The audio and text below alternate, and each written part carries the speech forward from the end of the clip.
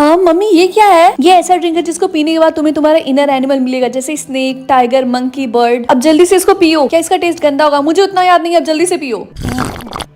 तो बता तुम्हें कैसा फील हो रहा है? मुझे तो सेम पहले जैसा फील हो रहा है। मुझे नहीं लगता इसने काम मम्मी इसने तो काम कर दिया। थैंक गॉड तुम बर्ड नहीं बनी। हे रिंकी, तुम्हारा इनर एनिमल क्या है? स्नेक, अपनी मम्मी पापा की तरह। और तुम?